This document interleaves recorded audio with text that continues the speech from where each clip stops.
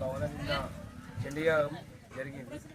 ఈరోజు పుట్ట ధనిబోసుడు కాటమేయ విజయప్రతిష్ట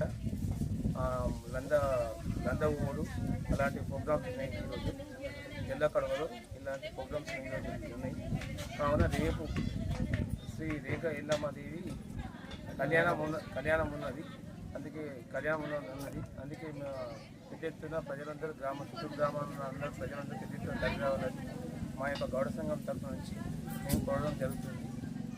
దీన్ని విజయవంతం చేయాలని మా యొక్క ఈ మండలందరినీ ఈ మండల గ్రామాలందరినీ స్వాగతం పలుకుతున్నాము. అనంతరం తీర్థప్రసాదాలు అన్నదానం ఉంటుంది కాబట్టి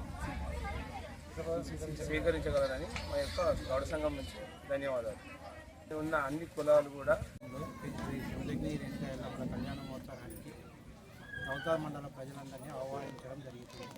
అందరూ రేపు కళ్యాణానికి వచ్చి తీర్థప్రసాదాలు స్వీకరించి మా యొక్క గౌడ సంఘం తరఫున ఇది ఆహ్వానం అనుకున్నాం.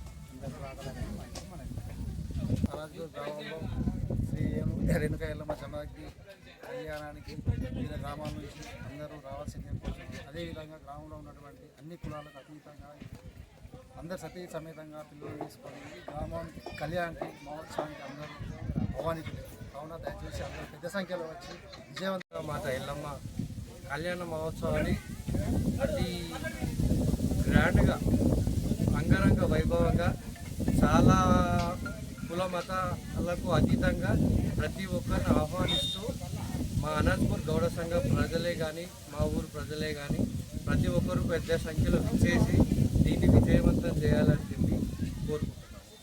దీంట్లో విధంగా నిన్న చండీ యాగం అంగరంగ వైభవంగా జరగడం జరిగింది. దాంతోపాటు ఇవాళ మేము కాటమేయను నిలుపుకోవడం జరిగింది. గోడకుల సభ్యులు కానీ ఇతర వాళ్ళు కూడా చాలామంది అక్కడికి వీక్షించడానికి వచ్చారు.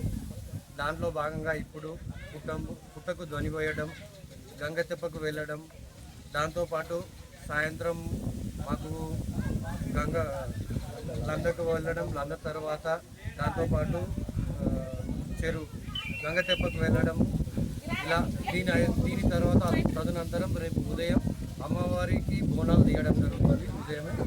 దాంతోపాటు బోనాలతో